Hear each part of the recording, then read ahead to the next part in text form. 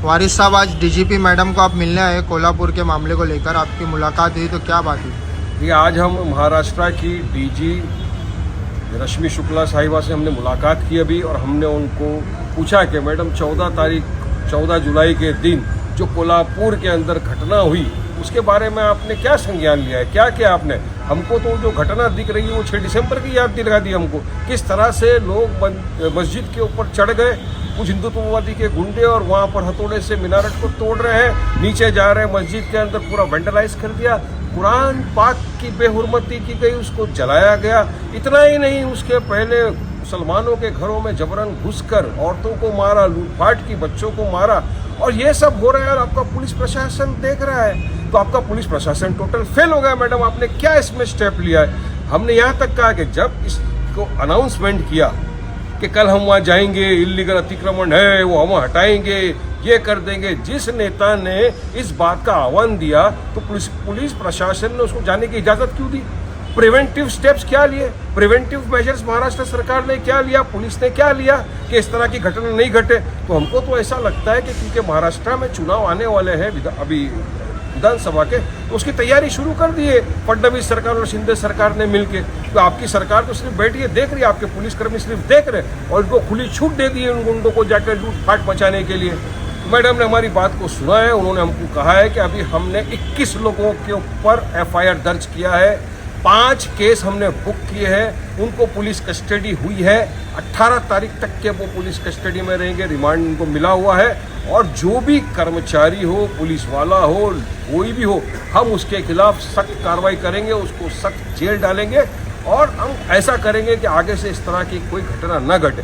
मैंने कहा मैडम देखिए, ये मैसेज ऐसा नहीं है कि मुसलमान डर गया है, नहीं, हम डरते किसी से नहीं है मैडम, लेकिन हम कायदे कानून का सम्मान करते हैं, कायदे कानून का पालन करते हैं, और हम कायदे कानून के दायरे में रह के अपनी बात रखते हैं। अगर अब देखिए 4 तारीख को रिजल्ट आया, तब से लेके अब तक मैडम हमने कहा कि कितनी जगहों के ऊपर मुसलमानों की मॉब लिंचिंग हो गई, कितनी जगहों पर मुसलमानों की मस्जिदों के ऊपर इस तरह से अटैक हो रहा है। और मैंने तो यहाँ तक कहा कि ये जो अटैक है ये हमको तो आतंकवादी अटैक टाइप दिख रहा है। किस तरह से गुंडे घुस रहे हैं ऊपर, आतंकवादियों की तरह मीनारत को तोड़ रहे हैं, घरों में घुस के औरतों को मारा जा रहा है, लूटा जा रहा है, और कोई रोकने वाला नहीं। पुलिस प्रशासन क्या कर रहा था?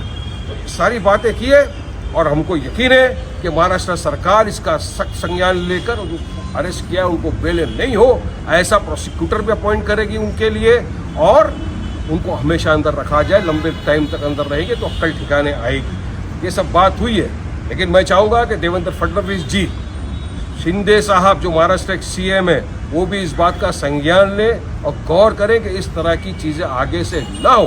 हम चाहते नहीं कि महाराष्ट्र का वातावरण खराब हो, मगर कुछ लोग चाहते हैं कि महाराष्ट्र के अंदर सांप्रदायिक तनाव पैदा हो, वातावरण खराब हो। उनके इरादों को, मंसूबों को अगर वाकई में आप सीरियस हो, वाकई में आप चाहते हो रोकना, तो इन जैसे दरिंदों गुंडों को आप सलाखों के पीछे लंबा टाइम रखिए, तब एक एग्जाम्पल जाएगा और हमको भी लगेगा कि हमारे साथ इंसाफ हुआ, हमको न्याय मिला है। वरना आप भी और कुछ जो सेक्युलर पार्टियां हैं जिनको मुसलमानों ने भर भर के वोट लिए मुसलमानों के, उनको आज सत्ता में बिठा दिया। बताइए कौन आया है यहाँ पे, कौन मुंह खोल रहा है, कौन जुबान खोल रहा है? जिनको आपने MP बना के दिल्ली भेज दिया, कोई नहीं आया आज, कोई बात करने ना आया। लेकिन हमको मजलिस इत्तेहादुल मुस्लिमीन का हमारे कायद बैरिस्टर असदुद्दीन ओवैसी साहब ने हमेशा कहा है कि कुछ भी हो, हार जीत अल्लाह के हाथ में है, चुनाव से हमारा नहीं, मगर जाओ जहाँ पे इंसाफी हो रही है वहाँ पे लड़ाई लड़ो, हक की बात करो, संविधान के दायरे में रहकर अपनी बात रखो। हम आए हैं और हमको यकीन है कि महाराष्ट्र सरकार इसमें सीरियस स्टेप्स उठाएगी। देखिए, सब सुबह से कल से चालू है, लोग हमको वीडियो भेज रहे हैं, सोशल मीडिया के जरिए से भी आ रहा है, हमने ट्वीट भी किया है,